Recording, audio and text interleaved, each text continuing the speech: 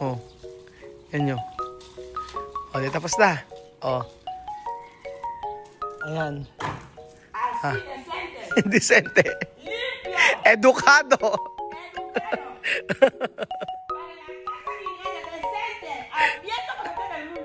Mien, mien. Pero Marvin, di ba yung ginamit natin dati to? Yung ganito, 1 oras lang mahigit, ano? 1 oras lang mahigit puno yung pool. 2 hours, ganon. Tapos ang iginasolina lang, magkano lang, ano?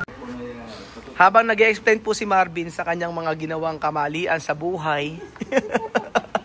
Nakita kita yan, may kasama kang babae kahapon. Ay, asawa mo pala nakita. Oo. Nako, ito na po ang sagot sa kahirapan natin, mga amigo. Nako, Marvin, siguradong okay na kaya ito? 100% ha? O yun. I-explain kong mabuti.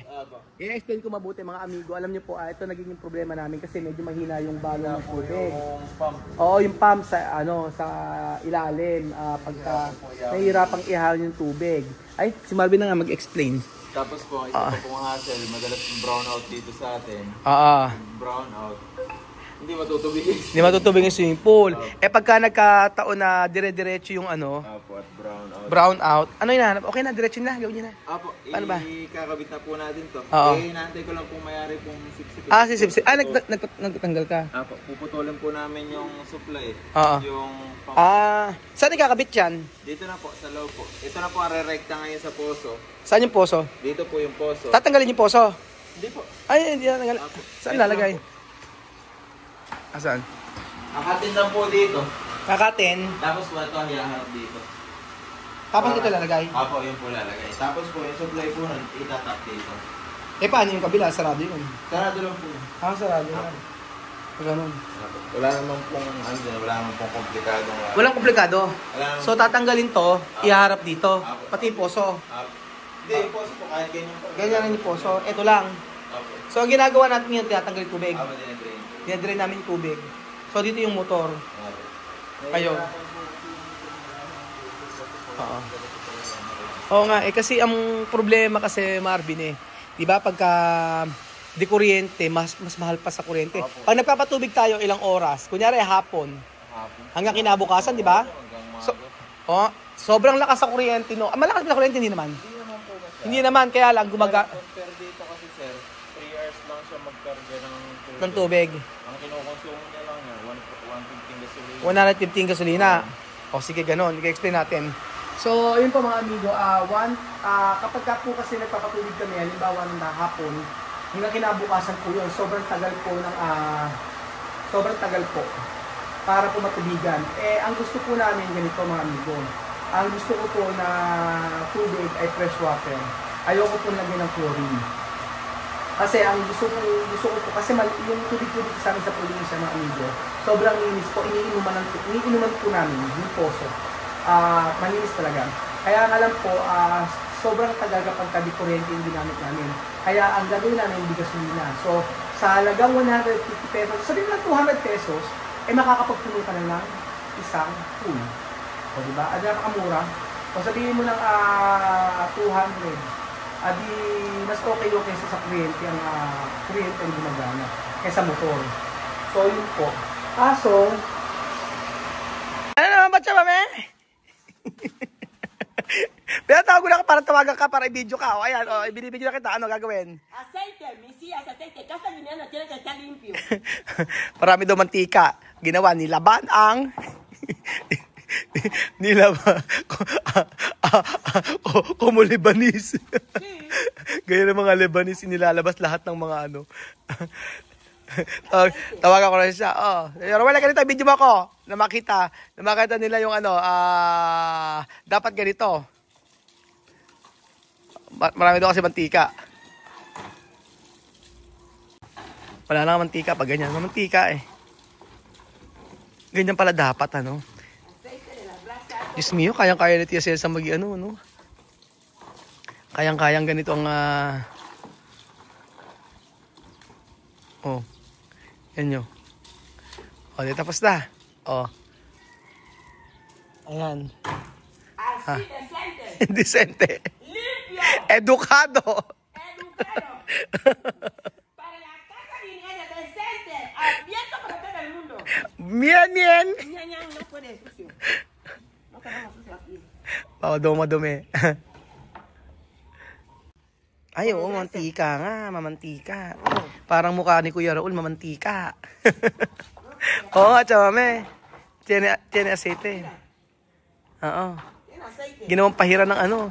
Ginawang pahira ng ang silya. O, edi luminis ka naman.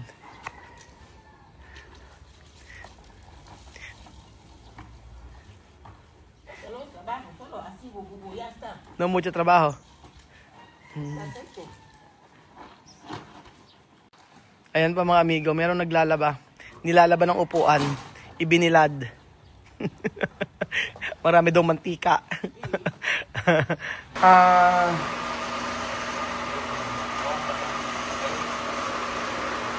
Tsaka yung chlorine, Marvin, mahal, di ba?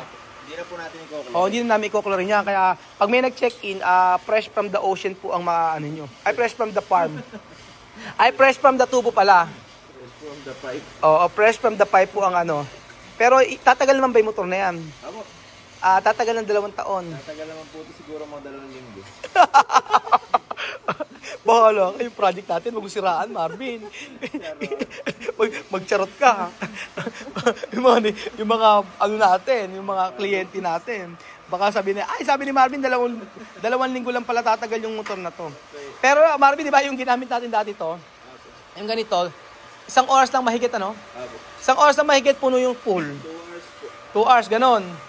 Tapos ang iginasolina lang, magkano lang, ano? O sabihin mo ng 150. Ayan. Kaya excited po ako mga amigo na ikabit ito. At tingnan natin kung gaano kalakas yung tubig. Kayo po ba mas gusto niyo ng chlorine? Sa chlorine po kasi mga amigo, 10,000 po yung ganito pakita ko sa inyo. Ayan, 10,000 pesos po yung yan sa chlorine. Tapos, sobrang hirap pag-maintain. Tapos, kayo ba gusto niyo maligo na ano, na may chlorine o may chlorine tubig? Siyempre ayaw nyo. Paano yung mga bata, iinom, gano'n. Kaya, dito po sa amin, yung mga resort dito, meron kami isang check-in before. Check-in kami before. Ang fresh water din po ang gamit nila. Tapos, sa hapon, delivery nila yun. So, ganun din po gagawin natin. So, pag check-in po ngayon, everyday po, papalitan po natin yung tubig. Para at least malinis po yung tubig. At pwede nyo inuman habang kayo ay lumalangoy. Inumin nyo ng inumin. Para pagka naubos na, busog na kayo. Hindi na kayo patay. Kami alam. Pero ito, magagamit pa naman din lahat. Kasi yun ang naobserbahan namin nila Marvin eh. Sayang yung Marvin, sayang yung time na nagkakarga ng tubig tapos 2 oras. Oo, halimbawa makinig ka Marvin. Halimbawa may nag-check out ng alas 12.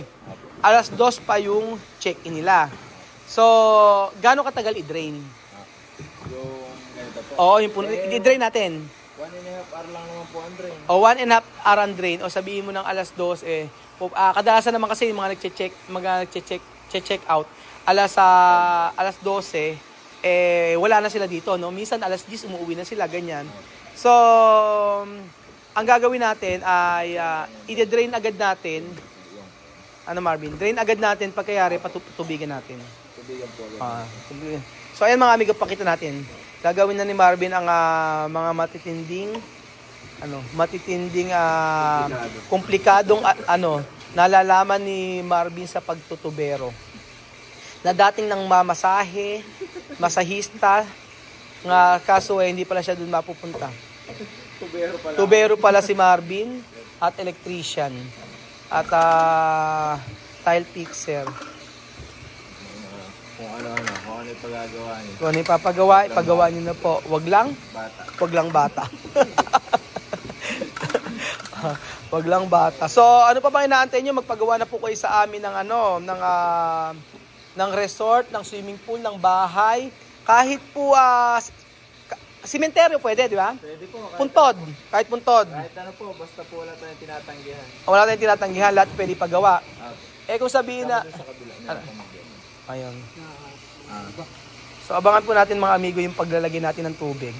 At na ito ang gamit kung gaano siya kabilis.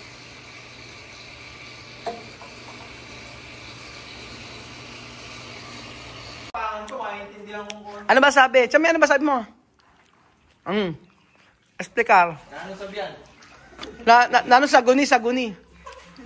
Cuando abren aquí. Para que para checar el agua sale aquí. Aquí. El día que yo limpiaba aquí, que hacían agua, yo veía el agua saliendo aquí. Saan? Hindi! Gumagawa ng ano si ano. Hindi yung sabi niya. Meron lumalabas na tubig doon, sa baba. Ay, hindi. Okay lang po yun. Sa loob lang ako ng tiles. No tiene problema, chame. Solo está dentro. Aha. Yun lang pala ibig sabihin. Iba tayo schema to. Oo. Kala niya doon ang gagaling. Hindi chame. Oo, no hay problema. Kala ko eh. Oo, sige na, mag-ano na kayo. Maglublob na kayo. Ayun na. Inaano ba to? Tinatanggal ng tubig?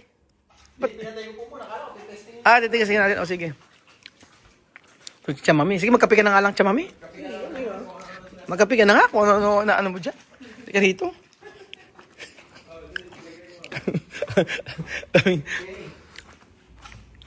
Kaping-kape. Sabi naman niya, So, ayan po mga amigo, sinisira na po yung ano. No problema. No problema. Ayan na. Pressure lang. Pag may sumabog dyan, ha? Pressure po ng water. Pressure. Meron pong nagnanakaw sa resort. Tinanakaw yung poso.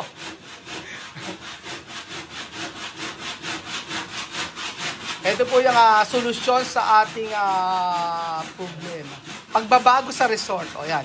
Ang title nito ay Pagbabago sa Resort. O babaguhin. Solusyon sa ano. Nahirap. O ang tanong mo, ano mo. Okay.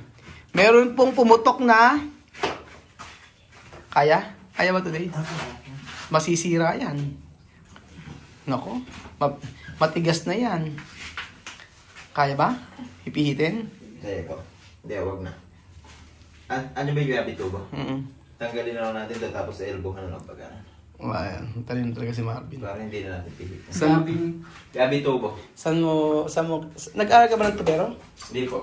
Yan Based on my experience na. Then, yabi tubo po. Pamihit na lang. Ano nagmumura ka? Anong murahan dito sa vlog? Ano nang murahan sa vlog? Wag ka, kinakabahan ka masyado. Ninenervyos ka, huwag ka kasi kape ng kape. Yabi tubo, binibigyan ako patanggal ng buya. Parang pipigilin. Ayan po, tuloy na ugali ni Marvin. Hinahaim lang sa totoong buhay. Matala na malaki. Atala na. Masama ang binigay sa'yo. Ano? Patanggal ng buya. Pantagal ng Pero binibigay mapapimi. syempre, hindi niya alam. Ito naman, masyado ko naman high blood. Sabi ko sa'yo, teka lang, magtitimpla ako ng kape sa'yo, ha? Magtimpla ako ng kape. Ayan, dahil mainit ang ulo ni Marvin, dapat siyang magkape. Mainit ang ulo. So, ayan po mga amigo. Merong discover si Tia Celsa na kailangan i-explain ni Marvin. At ang sabi niya ay meron daw, ito po mga amigo. So, kanina po ay dinidrain kasi ito. At nakita ni Chamami, habang siya ay nandito, meron daw lumalabas na tubig doon sa may gilid. Ayun po. Ayun. Doon daw po may lumalabas na tubig doon. Sabi ni Tia Celsa. So, ang pagkakala ni Tia Celsa ay may problema dito sa skimmer dito. So, pinaliwanag niya ni Marvin. So, walang problema daw. Pero lumalabas sa tubig. Sama no? Tu abisto agua sale. Donde? Donde parte? Ayun pa mga amigo. Tuturo ni Tia Celsa. Lumalabas na ano. Saan? Donde agua sale? Meron daw Marvin, check, ano mo nga muna to, paki-explain mo para alam. Hindi ko rin naintindihan eh. Meron daw lumalabas sa tubig, saan? Ayun, may butas. Oo, sa mga pagitan ng tiles, may tubig daw na lumalabas. Normal lang naman po yan, sir, yung mga iba po. Kasi po, gawa po nung hindi naman po lahat yan. Kasi po, hindi naman po tayo nag-tiles nito. Ilabutan na po natin ito ng tiles, hindi natin alam kung lahat ng tiles puno ng semento. Kaya po, pag yung tubig, nagets ko na. pag yung tubig na po naiwan sa loob at bumaba, Lalabas. nung palang lumalabas. Tsaka may posible, está dentro, no puro cemento. Tiene espacio. Por eso, cuando poner agua, entra dentro, después salir, va a salir todo. Ajá. Pero ahí tú haces cemento blanco, mastica así, y yo Ayun, yung sa kabila daw, ganda daw. también aquí. Doon po, 100. Kasi po, ito po tayo. Yo también quiero trabajar. Siya daw katrabaho. Así, yo también hago mastica así. Kau ba trabajar? Yo tengo que trabajar, hacer cemento así, con así, así, Ajá. así, cerrar así. Ajá. Sí. Después, Después la mañana no va a pasar más. Se pone, porque cuando abierto, va a pasar, pero cuando yo hacer así, todo va a estar muy bien. kama ka ba? Todo va a estar muy bien. Trabaho ko na nga dyan. Nangingialam. So, pasensya na po mga amigo at medyo si Marvin po umano yung puso niya kanina. So, disclaimer po, kaya bugso lang po ng damdamin yun. Alam niyo na po, hindi na po tayo nag-i-edit ng video, kaya meron po kayong narinig na hindi maganda.